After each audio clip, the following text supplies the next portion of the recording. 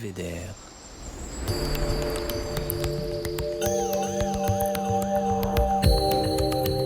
Le podcast du département de l'Isère. Fanny Jacquet habite le Valbonnais. Elle promène son micro dans ce charmant territoire de montagne en quête de témoignages d'habitants qui vivaient ici dans les années 60, à l'époque où beaucoup de choses se faisaient encore manuellement. Ces enregistrements nous emmènent à la découverte d'activités traditionnelles et d'une autre façon de voir la vie, tout simplement. Un voyage sonore au bout du sud de l'Isère, dans un endroit qui a gardé tout son charme d'antan. Mais au fait, Fanny, où se trouve le Valbonnais ?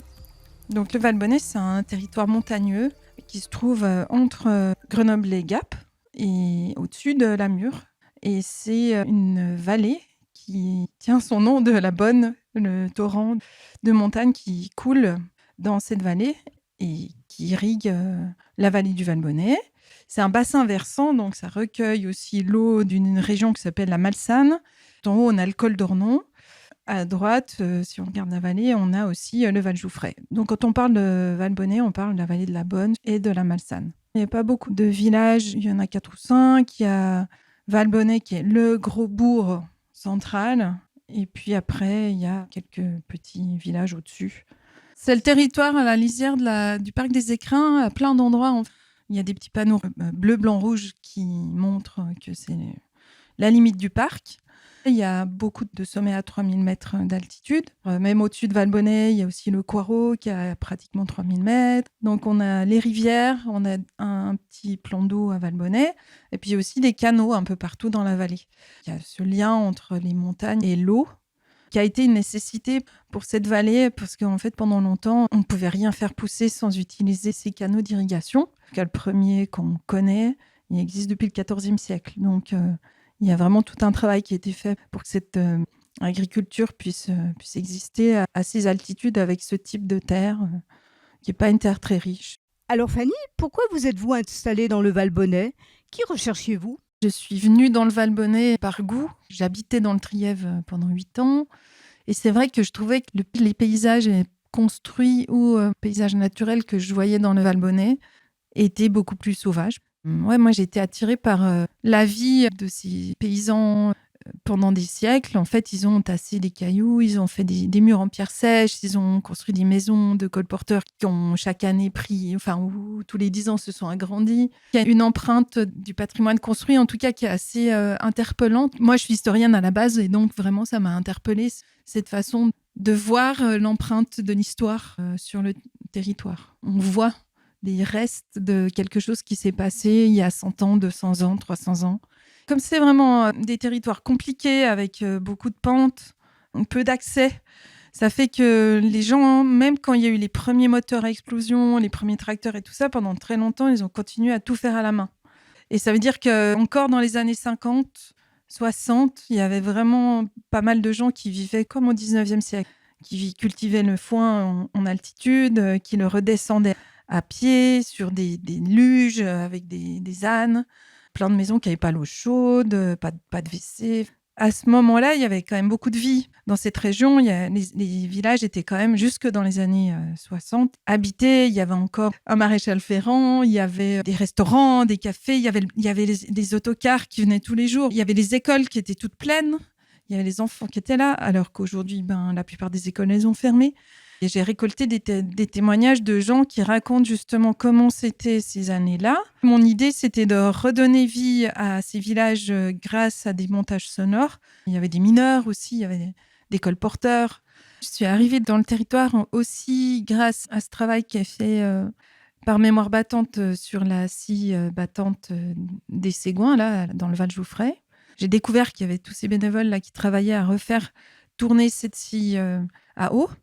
Et du coup, j'ai fait un reportage sur leur travail et après, j'ai développé mon concept de promenade sonore à partir de cet endroit notamment. Quels témoignages avez-vous recueillis ? Lesquels vous ont les plus marqués ? Je donne la parole à des gens qui ne sont pas des sachants, qui sont des gens du peuple, des gens tout simples. Juste, ils parlent de leur vie, de leur vallée. Donc, Et c'est génial d'entendre aussi leur façon de s'exprimer. Voilà, il y a vraiment un phrasé, il y a des expressions qu'on n'entend plus aussi parce ils sont vieux ou parce que voilà, c'est aussi des autres façons de parler dans ces vallées. J'ai rencontré des personnes vraiment incroyables, notamment une vieille dame qui habitait à La Chalpe en Val-Joufray, qui a raconté que ses parents avaient tenu même ses grands-parents ont tenu des cafés pendant des années dans ce hameau où aujourd'hui il n'y a plus de café. Et donc elle raconte la fête, la pêche à la truite dans la Bonne, les dimanches où les gens venaient de loin pour manger la truite. Ils allaient faner, c'est-à-dire qu'ils allaient chercher le foin dans les alpages, qui aujourd'hui sont plus du tout utilisés comme tels. Maintenant, c'est utilisé comme estive pour les animaux. Mais à l'époque, les gens, voilà, ils avaient des petites bandes de foin comme ça qu'ils allaient récolter et qui descendaient ça en luge. Il y a une autre vieille dame qui m'a raconté sur le Perrier. En tant qu'enfant, elle aidait son père qui était fossoyeur au village.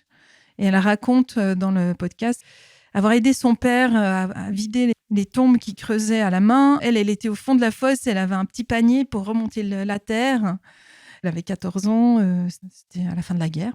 J'ai interviewé des mineurs qui étaient à la mine de Lamure, ou des femmes de mineurs, avec les accidents qu'il y a eu à Lamure, l'angoisse de savoir si son mari était encore vivant. Un monsieur qui a raconté aussi, à la fin de la guerre, qu'il avait participé aux travaux de fabriquer la ligne électrique qui passe au-dessus du Perrier. Et donc, lui, il avait 15 ans et il a monté pendant tout l'été des choses à la main jusqu'à 2500 mètres d'altitude. On peut aussi entendre des choses qui mettent en valeur le patrimoine naturel. J'ai une balade en forêt de Val-Joufray et puis avec un garde forestier. Et puis j'ai aussi une balade botanique à Fonturba. Donc on est à 2100 mètres d'altitude, là, le refuge de Fonturba. J'ai enregistré ce garde du Parc national des Écrins qui avait proposé une promenade botanique au refuge de Fonturba, juste à côté, dans des cailloux où on pense qu'il n'y a pas grand-chose, mais en fait, il y a beaucoup, beaucoup de biodiversité, de plantes et tout ça. Et il y avait aussi une femme qui était là et qui connaissait bien l'usage des plantes médicinales. On a été découvrir les plantes qu'on voyait. Et cette femme, elle racontait des usages qu'elle avait connus notamment dans la Vanoise ou dans les Hautes-Alpes. Elle connaissait en tout cas des autres territoires de montagne où ces plantes étaient utilisées. Donc, je les ai enregistrées les deux et j'ai fait un montage d'une demi-heure. Pourquoi avoir entrepris une telle initiative ? Comment souhaitez-vous la faire évoluer ? C'est vraiment cette idée de rendre les gens, les visiteurs, attentifs au patrimoine qui les entoure et donc les rendre aussi respectueux de la nature et de ce qui a été construit par les gens. Et aussi peut-être de les aider à penser aussi des futurs un peu alternatifs, c'est-à-dire de se dire « Ah oui, en fait, les gens fonctionnaient comme ça, ils avaient tout un système d'entraide à l'époque. Enfin, il y a 50, 60 ans, il y avait très peu de voitures. Donc, comment les gens fonctionnaient avec très peu de voitures ?» Montrer que les anciens, ils n'avaient pas trop le choix, mais ils vivaient de manière assez écologique. Ils réutilisaient tout.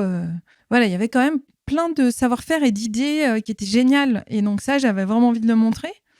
Et puis, de faire que les gens se promènent avec un casque sur les oreilles à pied dans un village, ça peut aussi permettre de soutenir les petits commerces locaux, genre les cafés, les bars, les artisans qui vendent des choses en vente directe. Ça participe un peu à une forme de tourisme qui est un tourisme respectueux de l'endroit où on est et qui n'est pas un tourisme de masse.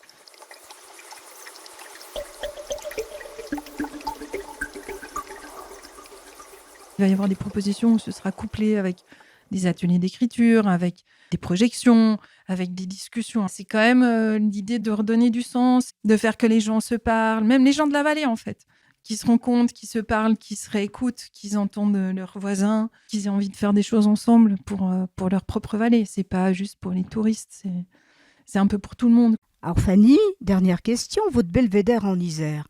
On imagine sans doute qu'il se trouve dans le Valbonnet. Mais où exactement ? Mon belvédère en Isère, c'est à La Chalpe en Val-Joufray. Et donc, c'est en face de la scierie. Avec Mémoire battante, il y a eu tout un travail de rénover justement une petite balade qui passe par une cascade qui s'appelle la cascade des Sables. Et après, on arrive vraiment sur un petit belvédère.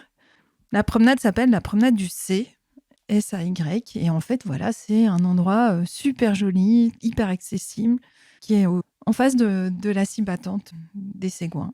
Et qui n'est pas encore très très connu, donc très accessible. Et voilà, Belvédère, le podcast qui donne la parole à des Iséroises et des Isérois qui font des choses extraordinaires, c'est fini pour aujourd'hui. Ce podcast a été réalisé par Annick Berlioz avec le concours de Véronique Granger pour la prise de son.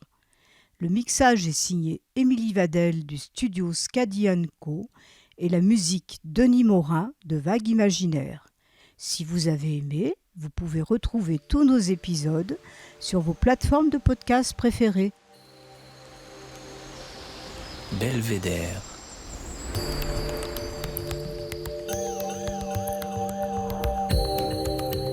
Le podcast du département de l'Isère.